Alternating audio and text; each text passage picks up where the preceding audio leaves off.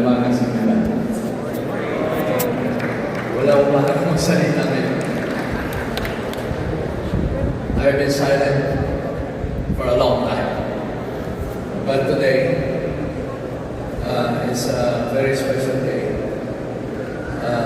Dahil yung isang kaibigan ko na linggo-linggo kong sinusundo para mag-attend ng Christian Life Program. Sila mag-asawa. Kahit bumabaha pa noon sa Palana.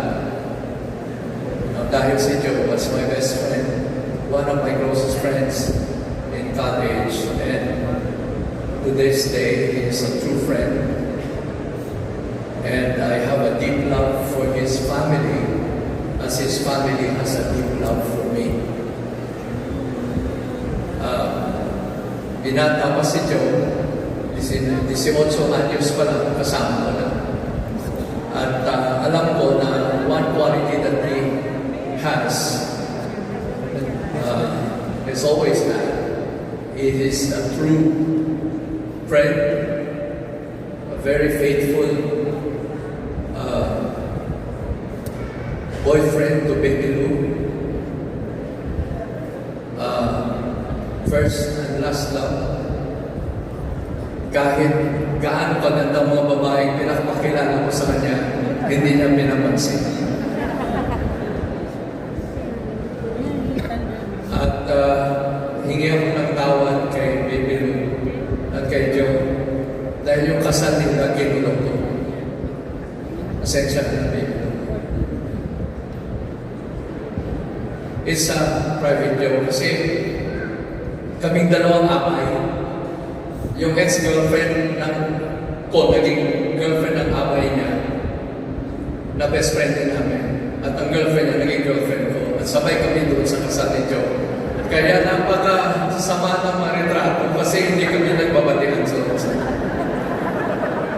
Pero si Joe in all of this has always stayed calm and peaceful.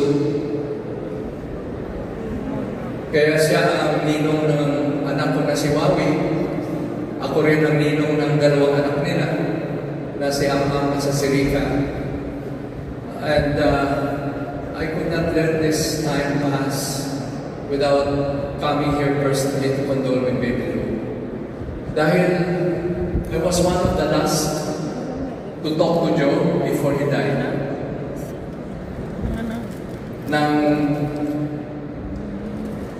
Kanina nang sinabi nga ni Paul na Couples for Christ. Alam mo ba, just to correct him, no one stops being Couples for Christ. I'm Couples for Christ.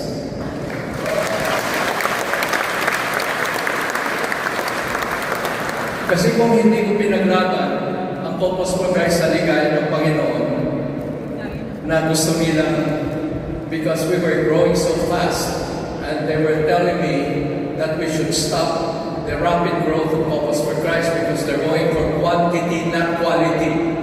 And they were going to make me the sector coordinator para ma-divide ang Couples for Christ. And I did not allow them to install me. So I told Frank Padilla that they're out to kill the spirit of massive and rapid and global evangelization.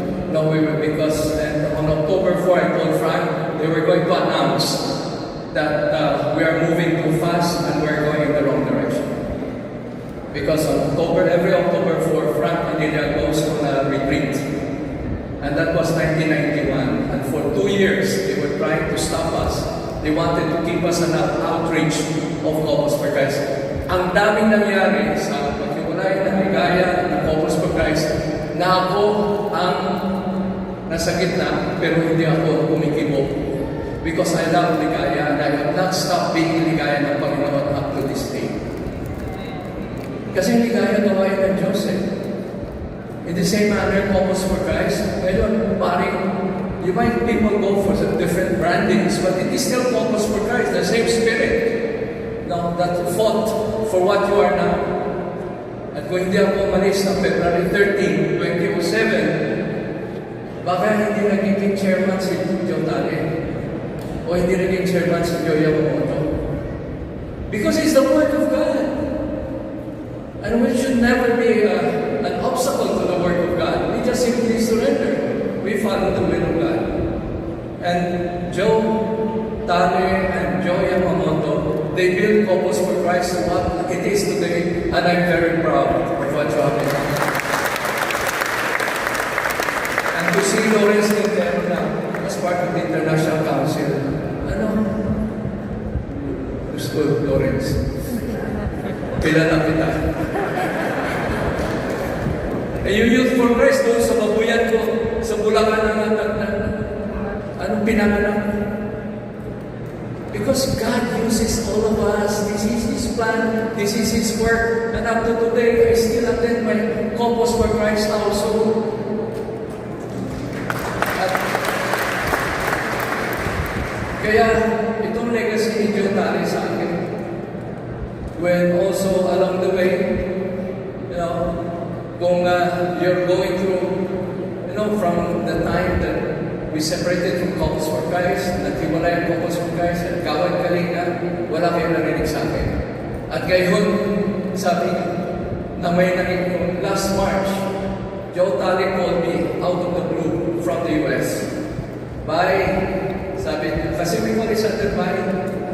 Anong sabi ko siya ba? Pinagpalit mo ako sa mga taong who will eventually betray you. But never, sabi niya, come to the US. And I told him, I don't know. But sabi niya, July or August, punta ka rito because I think God has a mission for us that we will once again unite everyone for us to transcend whatever brand affiliations we have and for us to be just one Lord. And today, this is the legacy that Joe Tane is giving me. Nag-usap ko rin yung Yamamoto. Umpisa namin na lahat ng Kawad Kalinga sa isang Bulacan ay magkakaroon ng Christian Life Program.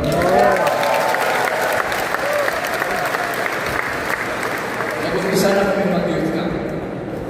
And pati ngayon, facilities ng Enchanted Farm will now be open for all the activities of Couples for Christ. Pati yung mga isip na tangkas. So, I think,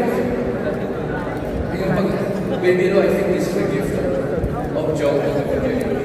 The gift of unity. Na lahat tayo, we're all united in Christ. And Joe will be with you. But I think He still has a mission for us to really build this community that we all love.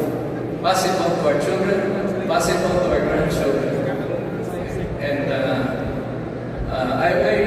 I miss my friend because nawalan kami ng 15 taon of our close friendship because we took different paths. But at the end of the road, we will all be together in Christ. So bye. We'll be there.